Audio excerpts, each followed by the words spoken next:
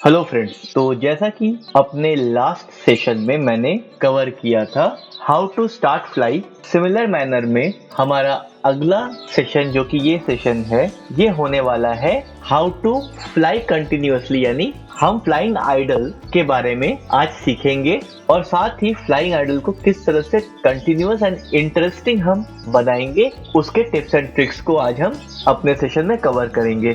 तो आइए शुरू करते हैं।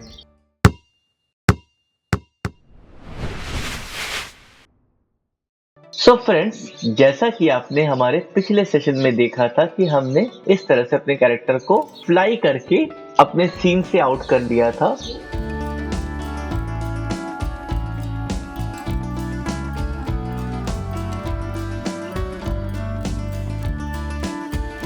तो हमने करना क्या है, हमने सारे कंट्रोलर्स को सिलेक्ट करना है, लास्ट की फ्रेम को छोड़कर अपने सारे की फ्रेम को डिलीट कर लेना है और अपने लास्ट की फ्रेम को भी फाइनली डिलीट कर देना है। अब ऐसा हमने इसलिए किया है क्योंकि लास्ट की फ्रेम को छोड़ने पर हमें लास्ट की फ्रेम में दिए हुए पोजीशंस एंड रोटेशंस की वैल्यू मिल जाएगी और उसी के आगे हम अपने एनिमेशन को कंटिन्यू करेंगे।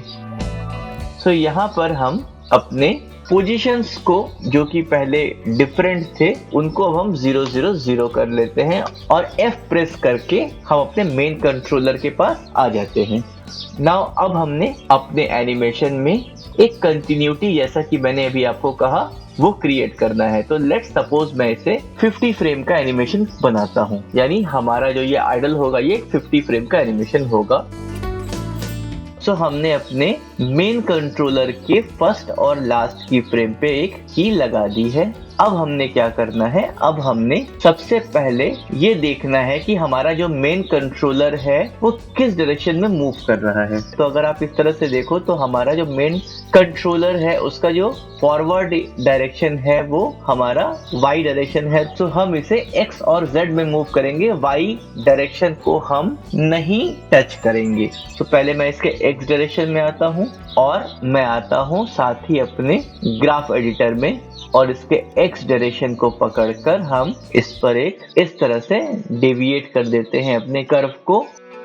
इसको मैंने थोड़ा सा छोटा कर लिया है ना। अगर आप देखो तो आप एक हल्के से मोशन को जो लेफ्ट टू राइट हो रहा है वो क्लियरली विजिबल आपको देख सकते हो। अगर मैंने इसको और बढ़ा दिया तो यही मोशन का जो होना है वो ज्यादा होगा, यानी इसका रेंज ऑफ मोशन बढ़ जाएगा।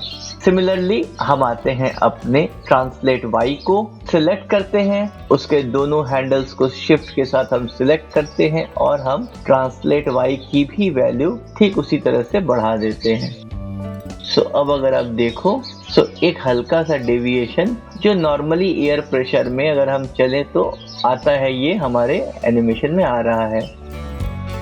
अब यहाँ पर हमने क्या करना है, यहाँ पर फॉर सेफ साइड यहाँ पर आकर हम एनिमेशन में विजुअलाइज में एडिटेबल मोशन ट्रेल को ऑन कर लेते हैं। अगर आप यहाँ पर ध्यान से देखें तो ये हमारा एक डायरेक्शन को कवर कर रहा है। अब अगर मैं इसके हैंडल्स को चेंज कर दूं तो यही डायरेक्शन थोड़ा और चेंज हो जाएगा।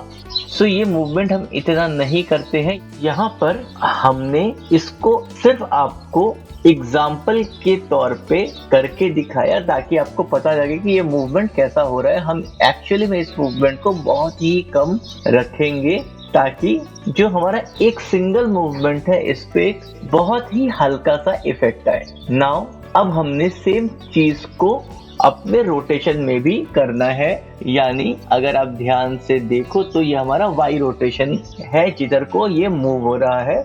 इस वाई रोटेशन को भी हमने सिलेक्ट करके हल्की सी मूवमेंट इसमें देनी है।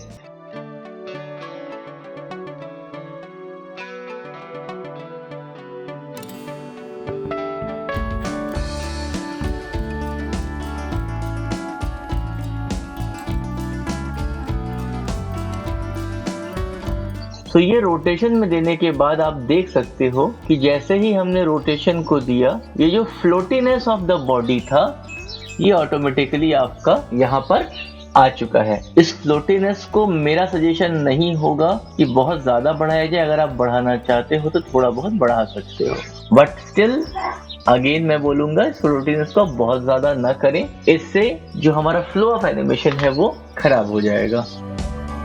नाउ अब आती है अगली चीज, हमारा pelvis. So as per animation जो हमारा पेल्विस का मूवमेंट है, एक्स डायरेक्शन का जो मूवमेंट है स्पेसिफिकली, हम उस पे फर्स्ट और लास्ट पे हम की लगा लेते हैं और इसके एक्स रोटेशन को हमने अगेन सिलेक्ट करके थोड़ा एक मूवमेंट देना है। अगेन वो मूवमेंट इतना नहीं होना चाहिए जितना आप देख सक रहे हैं अभी। It will be very less and very effective.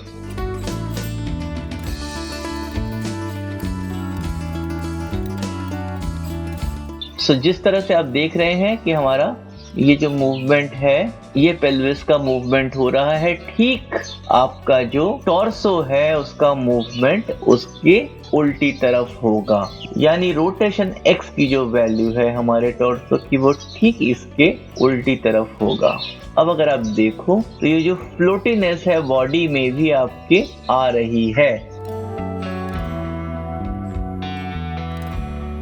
अब इसमें आप चाहो तो कम ज्यादा कर सकते हो वैल्यूज को, ताकि जो आपका एनिमेशन है उसमें एक वेरिएशन क्रिएट हो सके।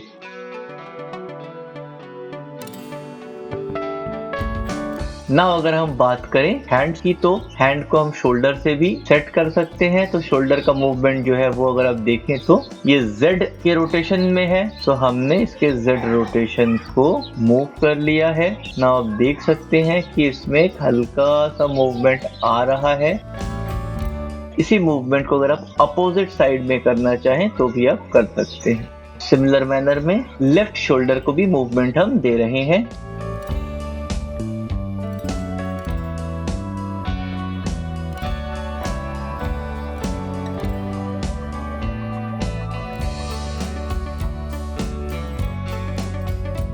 सो इस तरह से अगर आप देखें तो इस बॉडी में जो आपका फ्लो है वो क्रिएट कर रहे हैं हम लोग स्टेप बाय स्टेप। बिल्कुल इसी तरह से हम अपने फोर आर्म्स पर भी एक फ्लो क्रिएट करेंगे। आप यहाँ पर देख सकते हैं ये एक्स रोटेशन का एनिमेशन है। सो हमने एक्स रोटेशन को पकड़ा और लेट्स सी।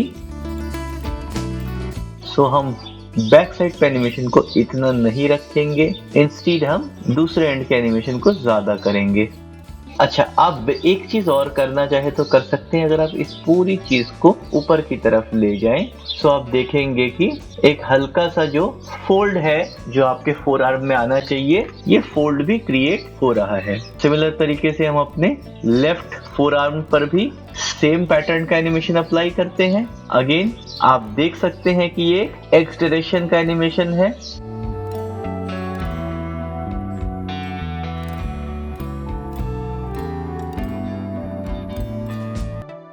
सो आप देख रहे हैं कि हमने अपने एक्स रोटेशन पर किस तरह से की को लगाई है।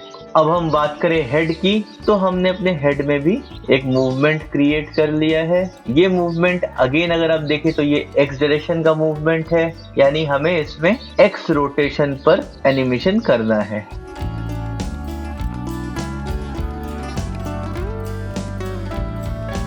और हमें अपने कीज को इस तरह से रखना है ताकि जो हमारा मूवमेंट है वो प्रॉपर हो जाए।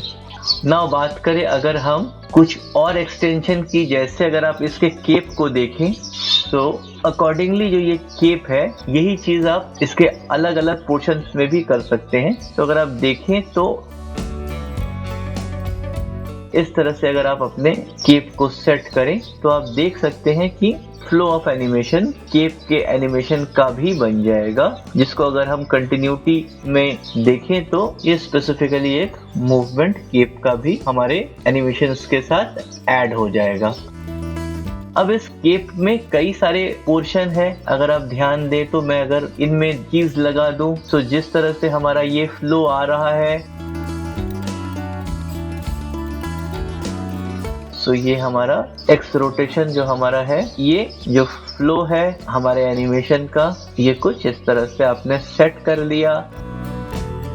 सो अगर आप देखें तो इस तरह से जो आपका केप है वो भी मूवमेंट कर सकता है। नाउ अब मैं एक ट्रिक आपको बताने जा रहा हूं। तो यहाँ पर अगर आप सिलेक्ट करूं मैं इन दोनों को, और इन की फ्रेम्स को अगर मैं हाफ यानी 25 पे ले आऊं और स्नैप कर दूं और अगेन इन सेम की फ्रेम्स को मैं कॉपी करूं और यहाँ पर पेस्ट कर दूं और लास्ट फ्रेम को जैसा कि ये मैं थोड़ी सी गड़बड़ी हुई है, इस तरह से मैं सेट कर लूं। तो इससे करने से हमें क्या फायदा होगा कि जो हमारा overall material of the cape है, अगर आप देखो तो वो पहले से ज्यादा हल्का हो जाएगा, यानी जिसमें फ्रीक्वेंसी जिसकी ज्यादा है वो मटेरियल उतना ही हल्का है। यानी अगर अभी आप देखो तो ये मटेरियल जो है वो पहले से ज्यादा हल्का है। अब बात आती है मूवमेंट की, तो ये मूवमेंट हम थोड़ा कम कर सकते हैं। अगर मैं बिल्कुल सेंटर पे आऊं और यहाँ पर स्केल करूं तो आप ये देख सकते हैं कि ये मूवमेंट जो है मैंने इसको कम कर लिया है। लेकिन अगेन जो फ्रीक्वेंसी ऑफ योर ऑब्जेक्ट है, क्योंकि ये ज्यादा है, अगर इसी फ्रीक्वेंसी को हम और बढ़ा दें तो जो हमारा ऑब्जेक्ट है वो और हल्के मटेरियल का हो जाएगा। यानी जिस चीज की फ्रीक्वेंसी जितनी ज्यादा होगी उसका मटेरियल उतना ही हल्का होगा। सो इस तरह से हम अपने फ्लाइंग आइडल को क्रिएट कर सकते हैं। इसमें कई सारी छोटी छोटी चीजें आप ऐड कर सकते हैं जिनको मैंने अभी तक ऐड नहीं किया है। जैसे अगर मैं अपने लेग पे की लगाऊं और मैं यहाँ पर अपने ट्रांसलेट Z में एक हल्की सी मूवमेंट डाल दूं,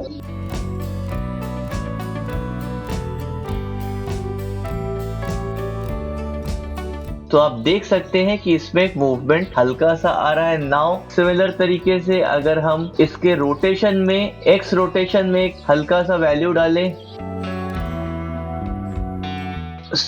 ऐसे हल्की हल्की छोटी छोटी जो वेरिएशंस हैं, इससे हम अपने फ्लाइंग आइडल को बहुत ही इम्पैक्टफुल और इंटरेस्टिंग बना सकते हैं। आशा करता हूँ फ्रेंड्स आप सबको हमारा ये सेशन अच्छा लगा होगा। अगर आप सबको हमारा ये सेशन अच्छा लगा है तो प्लीज प्लीज प्लीज कमेंट के माध्यम से अपने थॉट्स हमें शेयर करें। अगर आपकी कोई स्पेसिफिक क्वेरी है तो भी आप कमेंट के माध्यम से हमें शेयर कर सकते हैं। मिलते हैं हम अपने अगले सेशन में, तब तक के लिए आप सब ख्याल रखें अपना, अपनों का और हमारे इस समाज का। धन्यवाद।